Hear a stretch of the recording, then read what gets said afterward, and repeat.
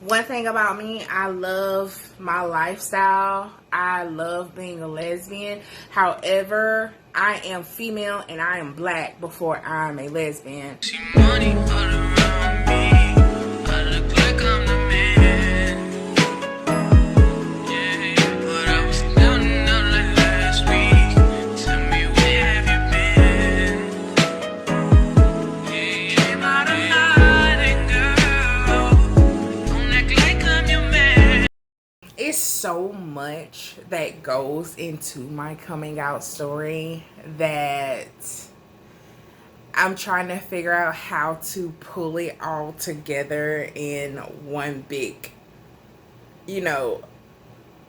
trying to sum it up in one big bubble, right? It's kind of difficult. However, I'm going to do my best, so work with me. All right, so my coming out story, bits and pieces of my coming out story is in some of the videos that you guys have already watched. But I started officially dating women when I was 21 years old. As you all know, I grew up in a very small town, Prattville, Alabama, and there wasn't a whole lot of out and proud gay. I am an 80s baby, so no one was coming out. No one was waving a flag back then at all. But I knew for certain that I was different. And I knew I was different because as early as, childhood babysitter getting jealous that girls that I would play with plays with other girls instead of me, or even in high school, just me liking a girl on the softball team, and having my best friend roll with me and we stalk her. Like, I knew I liked girls, but I knew in my mind that it was wrong that I liked girl based on the old Baptist religion. So, Christianity in general tells you how bad same-sex relationships are. But just to preface that, as I got older, I started studying the Bible for myself and getting to know Christ for myself. So if you was to ask me, am I Christian? Yes, because teachings are still coming from another human being. And so you have to be careful, pretty much chew up the meat, spit out the bones. You take what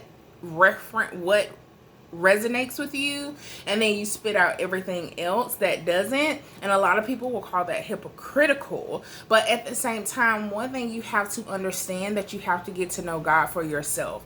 And once you get to know God for yourself, you will then understand that He is love. He's still going to bless you. He still is going to, if your gift is to hear from God, then you're going to, anyone's gift is to hear from God as you get your sovereign relationship with Him and get to know Him more and more each day. But whatever your gift is, you're still going to receive your gift. God reigns on the just and the unjust. Just because I'm Christian, and even if I was with men, I will still have bad days. You understand what I'm saying? And so whatever your opinion is about me being Christian and still being married to a woman, I respect your opinion. You don't have to respect mine, but we're always going to keep it positive. Okay, you guys? So just moving the story forward. So pretty much after high school, I did continue to date guys. I talked to one guy in particular after high school, maybe two guys after high school. And then after that, I fasted. I wanted to go to God in prayer and really understand what is more in life. And I then, during my fasting, I was fasting for a while. I fasted from sodas. I fasted from sex. I fasted from relationships in general, other than friendships. And I put that down at the feet of Christ as a sacrifice to really understand why I was having all of these feelings, why I couldn't really emotionally connect with guys other than friendships. Most of my friendships are male and studs. I resonate with them just a whole lot more. And so in the midst of that, I was working at Walmart, which was my second job ever. My mom had got me a job at Walmart. I went from a cashier to working in the photo lab, and pretty much one of the other stores was having some issues and sent some of their workers over, and that was my first time ever seeing studs. I grew up in Prattville, Alabama, y'all. I'm gonna keep letting y'all know, because some of y'all gonna be thinking like, girl, you was 2019 going on 2020 going on 21, girl. What? How don't you know what a stud was at that time? I didn't. I did not. And so I was trying to talk to some of my homegirls that I was really close with at the time about, I think she's cute, blah, blah, blah. But their response was kind of like, what? You know, so I just kind of started keeping it to myself because I didn't necessarily like the response. The response didn't necessarily feel good. Y'all, I do have on a dress. The response didn't necessarily feel good. Automatically, I felt like something was kind of off. And so, it's two girls in particular. One's name is Stephanie and the other name is Munchkin, and I thought that was really cool. We would hang out after work, and really they just came through and just ramshacked the store. And what I mean by that, they was picking up women left and right. But at this time we were just friends, you know what I mean? Like, I really wanted to get to know them, really just taking notes, really, because I knew that they you know what I'm saying, like, they were masculine, but it resonated with me, and I don't know why, but it did. And once, you know, I sat with them, asked questions, and found out that they were lesbian and things like that, and it kind of, you know, I was more intrigued. And not so much intrigued to have sex, but intrigued to get to know more about how did they know that they were gay? How did they know that they were lesbian? How did they know, right?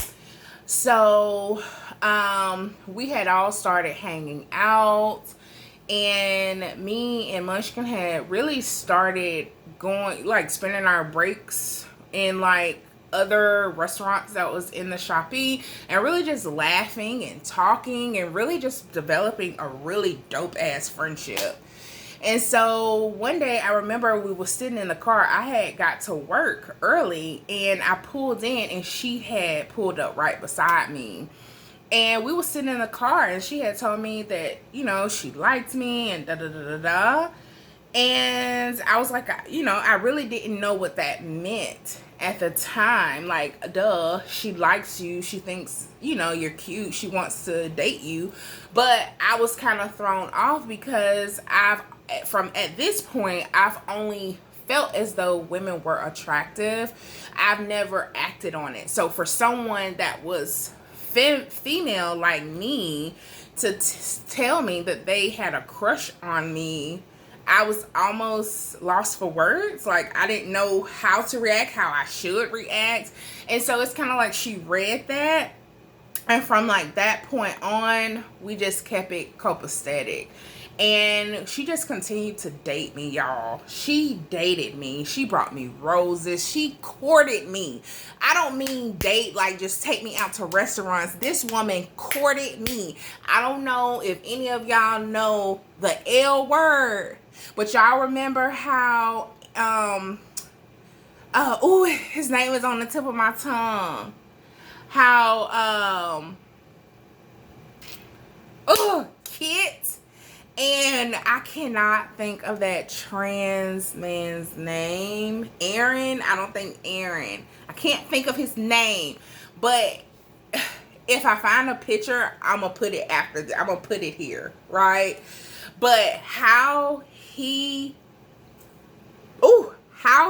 courted Kit It's how this woman courted me. She did not hit on me from other than her telling me that she liked me. After that, she felt my reservation. She didn't say shit else about it. She brought me roses. She wrote me poetry. She rubbed my feet at some point, like we were on a movie night. She rubbed my feet, and at that time she used to sell dope, and I know, incriminating people. We used to go to her connect's house and all kind of crazy shit. Me just really feeling safe, and she go pick up her little packages, and we just chill. We was just cool, right? Just ultimately cool. And she just courted me. She really threw on what men was supposed to provide, chivalry, right? Chivalry. And so one night, she even taught me how to drive on the interstate, because I did not know how to drive on the interstate. I used to go the long way around, and she taught me how to drive on the interstate. So I drove to her house one night, and we just sat in the car. We talked from, I would say, 8 o'clock to 6 o'clock in the morning, and time would just pass us by.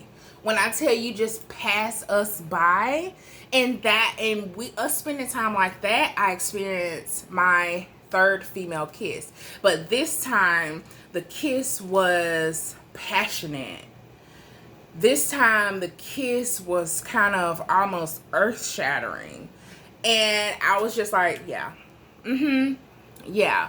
This is just not, these feelings that I've had all these years are just not feelings of me being weird and crazy. However, after this, I did back up from her, and I did pray about it. I prayed hard. I cried and I prayed. I cried and I prayed. I stopped answering this woman's phone calls and everything, because everything that I felt about this woman, I was supposed to have towards a man from what I was told. And I cried and I prayed. I was in the biggest tormented battle with myself, you guys. And the worst thing a person can ever experience is self-torment. Oh my God. And so I was just like, God, why do I like this woman? Why am I feeling these things? Everything that she can do, a man can do, and they got real ping. I was just like, why am I mean, I'm telling you guys, how I talk to God is how I cry out. I'm telling you, because I just felt as though everything that I experienced was wrong. It was just wrong. It was wrong. I was so depressed because I really did like her. I really did like her, but I just could not shake how she made me feel. And it was nothing sexual, just complete chivalry. That's it. And I remember I had my first wet dream of my life when I pulled away from that woman. I've never had wet dreams in my life until I was pulling away from that woman. It felt like I knew I couldn't fight it. I couldn't fight it. And so we talked. I was crying. I was telling her about what I was experiencing, telling her about me praying and all this kind of stuff. And she kissed me, and that was my first time ever receiving head from a woman, and I cried. I cried, y'all. I cried like a baby. And, she did that like a few times, and I wanted to ask her, how do then these questions started coming up. How do you please a woman, right? And so we just talked, and she would never let me do anything to her. So moving forward from that situation, we dated for 3 years, and a whole lot happened during that time in my life. And I ended up having to move out from my parents' house, and we got our own apartment, and we were together for 3 years. It was a great relationship. I stopped working. That was the first time I've ever had someone else take care of me. And it was a pretty good relationship. Her mom was phenomenal. The reason why I have a love for Asian culture and Asian food is because her mom took me in and kind of like wrapped me up, and she raised me just like if I was Asian. And so it was a great experience. Of course, every relationship have tough times. I did end up ending that relationship in cheating, because hindsight being 2020, because I was new to the lifestyle, and from her perspective, I was a straight girl that was dating a stud, right?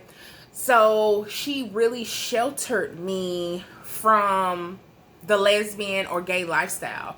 I never been to a gay club, never been to a gay bar, never was around other gay people other than her and Stephanie at the time. And so when I left Prattville Walmart, went to Wetumpka Walmart, right? I met other gay people, and it was up and it was stuck, okay? My first gay homeboy. I love gay men, y'all. Gay men love me and I love them. Baby, just beautiful. And I end up, unfortunately, cheating in that relationship. I have honestly been the cheater in most of my relationships towards my coming out story, because I felt like I had been sheltered so much. And once a world opened up to me that I didn't necessarily know about, I was full steam ahead. At that point, I still never been to a gay club until I started working at Hyundai, which is a automobile plant in Alabama, and a lot of the guys there were super cool. And I went to my first gay club. My first gay club, I met friends. At that point, that relationship had ended, so I ended up moving in with my granny at the time, and it was a lot of things going on with my family at the time. So I had met a guy from school, and he was just like, well, if you having trouble, I got a big old house. You can come and stay with me. And so I stayed with my friend Jeremy for a long time, y'all. We had so much fun. All the gay boys taught me how to dress, taught me how to wear heels, taught me how to do my makeup, just took me under their wing. And at that time, I just dated and really tried to figure out who I was. And then I got into my first serious relationship, my off and on 6-year relationship that I was telling you guys about, which she did the same thing. She courted me. Really, she was another stud. She courted me, she took care of me, worked if I wanted to, and just really loved me until the end, towards the last 3 years of our relationship, where it got hella crazy. And it was really crazy. So when people tell you that, oh, you must be gay because you couldn't make it work with a man, or you can't find a man, or whatever, my most craziest relationships have been with women. This lifestyle is not for the faint at heart. So when you have people who aren't making it work with their heterosexual norms, you coming over to this side, it's not for the weak at heart, because you have to think it's two people that's twice as slick, that's twice as emotional, that's twice everything. And so it's really not for the faint at heart. But my coming out story was hard. My coming out story was romantic. My coming out story was earth-shattering and life-changing. And it's some things that I would regret, I do regret, and it's other things that I don't, that made me the person that I am today. I love being a lesbian. However, I am female and I am black before I'm a lesbian. My sexual orientation does not make up who I am as a person. Not one bit.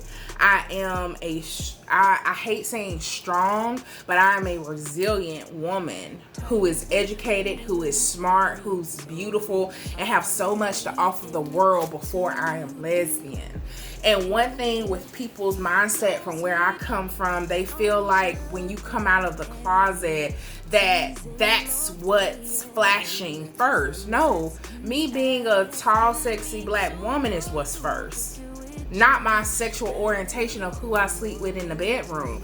And that's how I was able to overcome a lot of the hurdles that I endured with coming out, and even with my salvation, is that my sexuality is last on the list, because I am everything else other than just a lesbian. I have so much more to offer.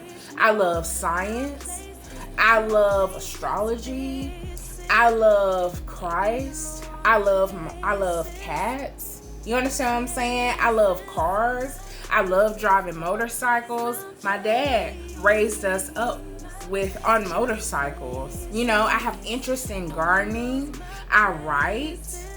I love erotica poems and books. I love to read. It's so much more to me other than my sexuality.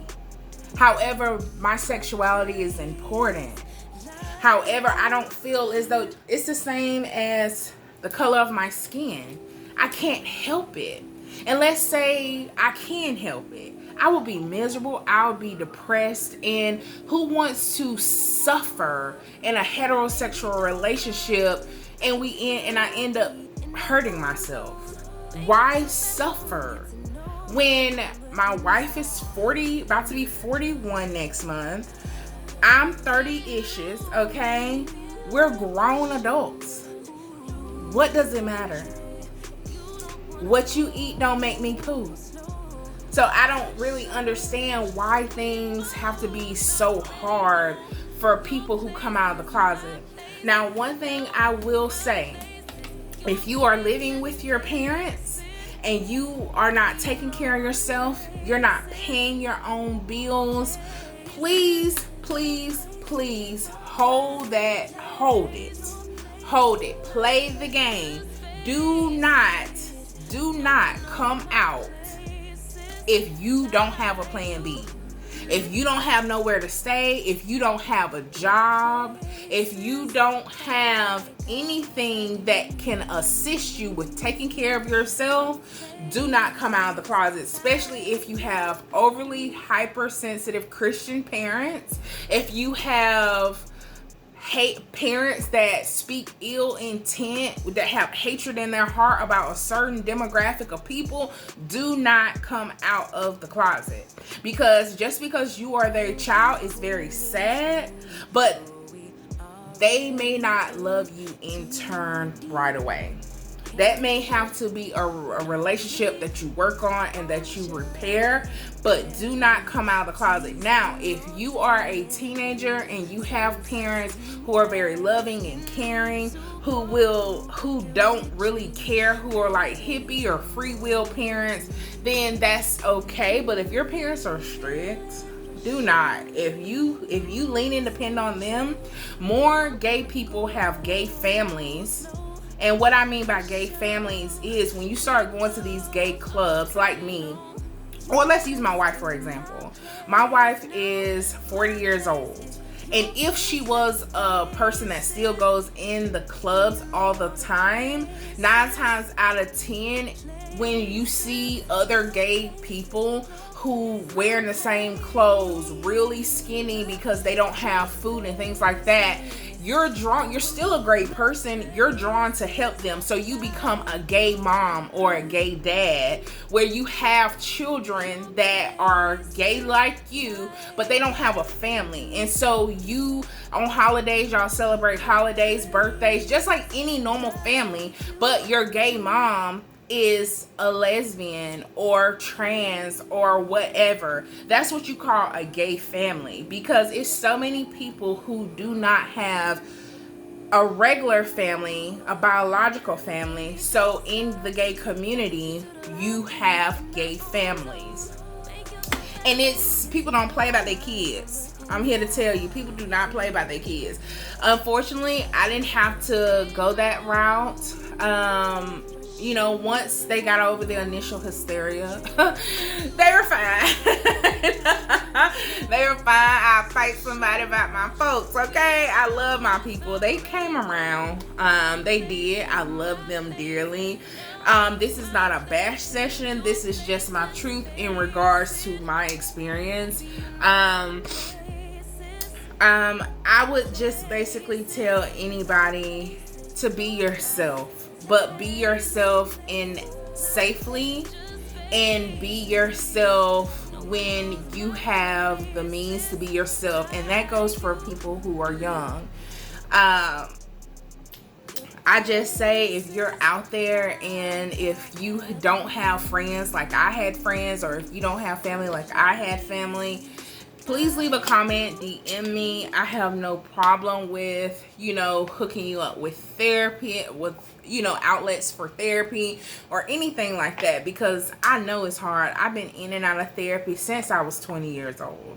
And so sometimes you really have to do what's best for you when you can't come out, or when you're having a hard time with family, or when you're just battling internally about what's right and what's wrong. I don't know, you guys. My coming out story is so much to it. So I'm just gonna stop it here and just hopefully this helps someone. My coming out story, my first experience with women. If you have any questions, leave your comments down below. Happy Pride Month. And as I always say at the end of all of my videos, if no one told you that they love you, know that I love you and that God loves you. And you have a great day. Bye.